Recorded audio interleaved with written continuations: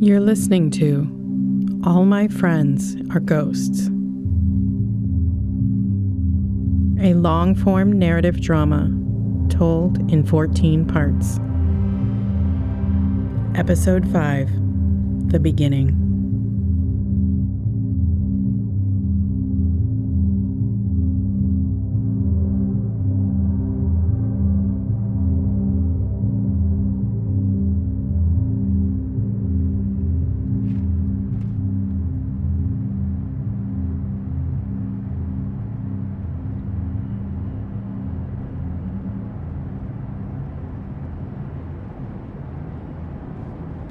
Simon held the mason jar in his left hand and let the back of his hand rest against his thigh.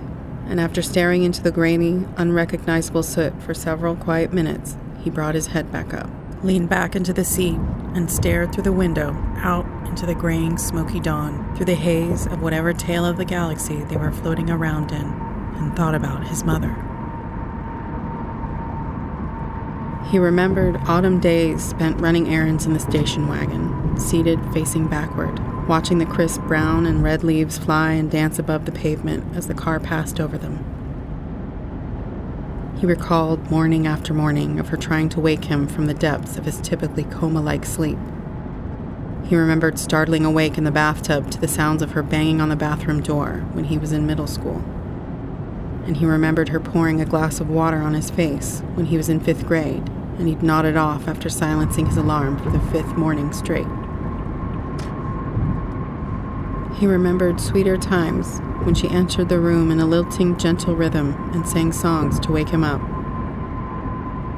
He remembered her handing him homework assignments he'd forgotten when she'd stayed up late finishing for him. As his mind shifted back to the gravity of the moment, he thought about asking his brother why he hadn't told him the truth from the start. He wondered why he'd kept the plan a secret for so long, or at all. Then he thought about how distant they both were from each other, even there, at that moment, sitting side by side.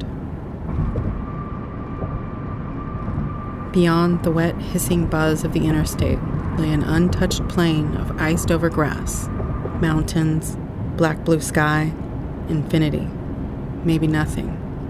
Who knows? Maybe it didn't even matter anymore. Maybe it never had. He pictured himself accusing Peter of underestimating him and never giving him a chance to back up his decisions or to make his own. Quick flashes of arguments they'd never had, but were always having. He pulled the small burlap bag back over the jar, tied its drawstrings, and asked, Okay, so what now? Well, if we're really going to try to make all the places in the photos I sent you... Look, I know you've already got this whole thing thoroughly plotted out in some app on your phone or whatever, and it's fine, and I'm over that, but we're on our way, so let's just be real. What's your plan?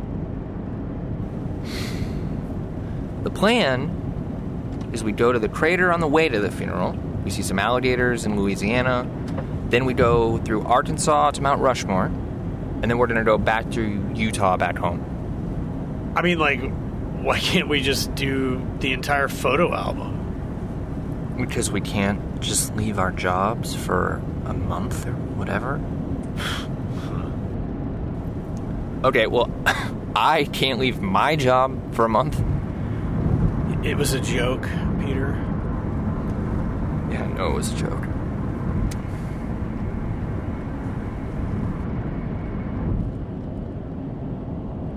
A month kind of sounds amazing, actually. It's not like they're going to miss me. You know, I feel like I've been waiting for something interesting to happen for like a year or whatever. Yeah? Dude, yes. I mean, why do you think I jumped at the opportunity when you said funeral? I mean, Jesus, I'll volunteer at a leper colony if it'll get me away from customers and their stupid questions for a week. God damn. It's truly astonishing to me that you work in customer service. I don't. I sell people records. All right. It's not going to be some huge goof, though, you know? We're on a road trip to a funeral. We're spreading Mom's ashes as we go, but it's not exactly a vacation. Dude, it's gonna be fine. I'm fine. It's your idea, your plan. I'm just along for the ride. I don't know, I kind of forgot about it, I guess. The jar, I mean. It just seems like forever ago, even though it's not. And I think there's just something about the city. I get so busy getting nothing accomplished. I'm always losing track of time.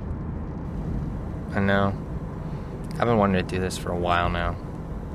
Simon shot a puzzled look at his brother, then turned his attention back to the jar in his hand, then looked back at his brother with feigned confusion. I mean, I've been wanting to get away. Been wanting to, take a break. No, Peter, this isn't a vacation. Yeah, okay. They drove on through the arid plains of the Central Valley until they reached the city of Needles at the Arizona border, where they found a cheap room for the night. As they were looking for something to eat, they stumbled upon a golf course sitting there in the never-ending heat like some oasis. The entire day had been full of dry, dusty landscapes and fields of dead grass and graying trees. The lush green course was a jarring sight with its sprinklers on, shooting out into the dark over the slight rolling hills nestled below the palm trees which lined it. Peter pulled over, and they just sat watching it for several minutes.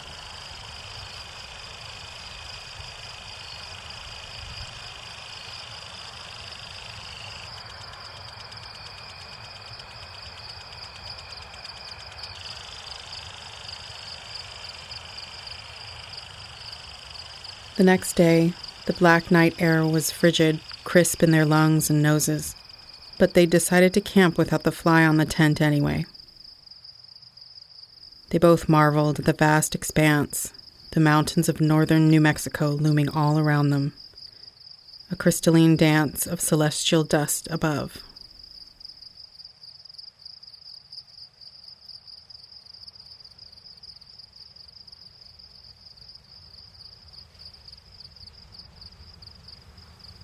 That morning, they'd stood on the edge of Meteor Crater in Arizona, contemplating their insignificance, alone, save two elderly couples, when Peter pulled the mason jar out of his coat and untied the burlap sack encasing it. Simon just watched him at first, perched at the precipice of the massive, primitive bowl of dirt and rock and desolation. His actions were deliberate, almost practiced, as were most of his actions. His eyes following every movement of his hands as if to keep them in line. He took the jar in his left hand and, with his right, broke the seal with a sudden twist. Then he placed the components of the lid back into his coat and pulled out what looked to be a small, metallic spoon. No, come on, dude. Is it a goddamn measuring spoon? Suddenly, the two were jostling for control of the jar, swearing at each other, shoving shoulder against shoulder. An elbow found Simon's rib. Jesus, Peter, can't you do anything without planning it out to a molecular certainty? I'm just trying to make sure that we execute the plan. I want to get Mom back to all these places that she loved. Then just do it. Just take her out and throw her into the wind. It's not a science experiment or a recipe, for Christ's sake. Peter remained relatively calm as the two pulled apart, knowing he was quicker and stronger than his brother, focused all the while on what was left of their mother there in the small jar in his hand. I'm not treating it scientifically. Or whatever. Is Mom nutmeg, Peter? Or cinnamon? Exactly how much Mom does your stupid little phone say should be applied during each carefully portioned dispensation? Wait, did you literally measure her at home and decide on portion sizes? Oh my god. Is this really happening? No, I didn't measure her. Look, I just have all these places. She has all these places. All these places that I think she loved, or at least she was happy, photos. I just want to make sure that we get her back to all of them.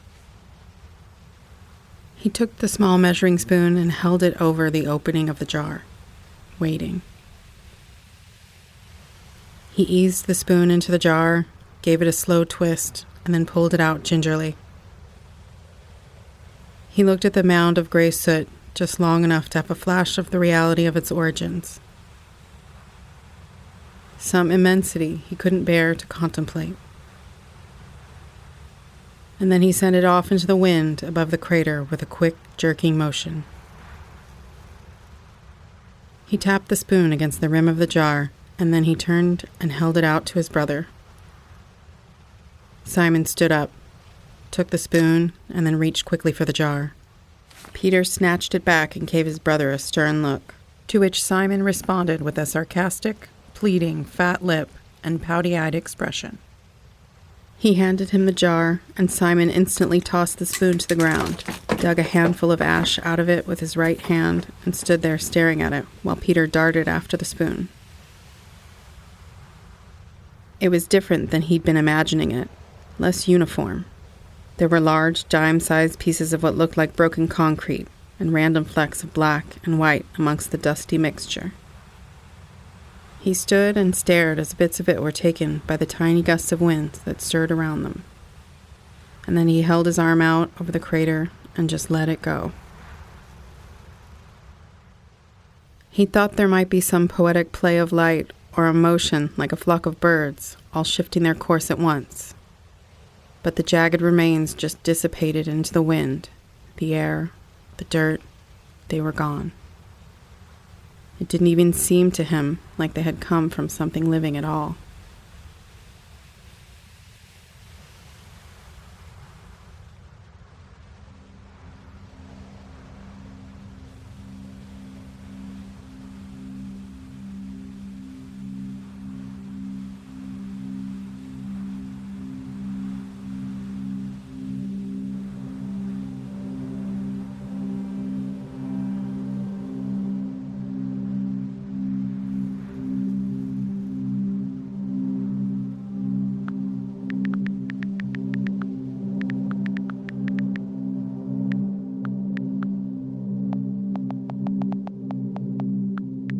I keep feeling like if things had turned out differently back then, I would have the strength to pursue everything I've fallen short of attaining. There's this asinine, borderline delusive sense I can't shake that tells me things could have been different if I don't know what. It isn't just with the family, it's with everything. Far too much of my mind is consumed with what everybody else is thinking. I sort of wish I could guide a soldering iron up my nose to burn out whatever specific chunk of gray matter keeps me thinking any of it matters. Every time I go out dancing with friends, I just sit on the waist-high benches against the wall by the DJ booth, double-fisting whatever's 2 for 1. Either that or I stand there shaking my hips and singing along to the music, and it makes everybody uncomfortable, or at least I feel like it does. I mean, who goes to the gay bar to just stand there singing? I can't help it. It's all these 80s anthems from my childhood. Dead or Alive and Erasure being given new meaning as the beats pound in my chest and the sweaty bodies throb in every direction. Some of them feeling genuinely free for the first time in their lives. It's complicated. I even sing along to the Katy Perry songs now. It's completely ridiculous. Everybody else is cruising or just performing or whatever. And I'm just sitting there half-assedly trying to look cute while harmonizing with Britney or Whitney or Cher. I don't even like Cher. It's probably not what you'd picture the gruff music snob from your favorite record shop doing on a Wednesday night. Not that anyone is spending their free time picturing that. Every time a boy touches me, or even hard flirts, I scare them away with how surprised I act. I'm such a mess. Some stranger will say 2 words to me, and then we'll kiss with real passion, and I forget where I even am for a second, and then we immediately turn back to our drinks, our friends, another pretty face, whatever. I have no idea what I'm doing. I'm totally at a loss. Nobody ever tells you it'll be this way, let alone teaches you how to deal with it when it actually happens. In the movies, it just ends when the well-meaning, young but not too young doctor comes in, wringing his hands, saying, "I'm sorry, but we did all we could do."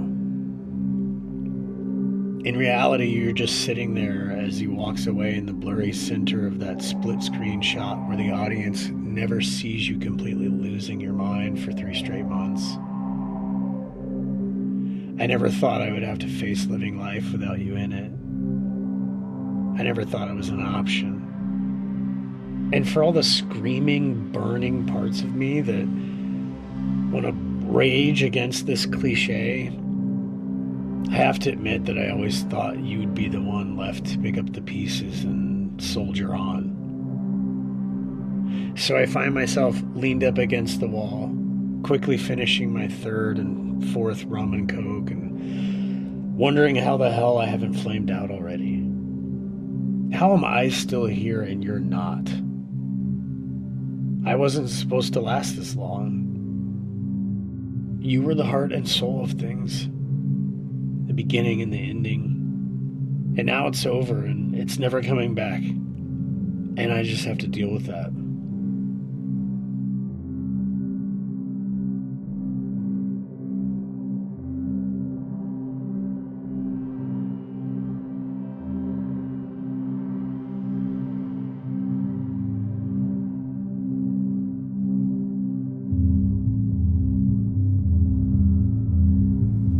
All My Friends Are Ghosts is written and directed by Blake Cormier.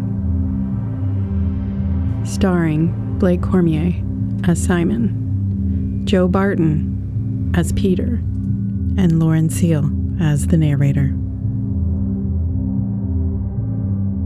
Original music and sound design by Blake Cormier. More information about the production and all songs used in the show can be found at adoredbymillions.com.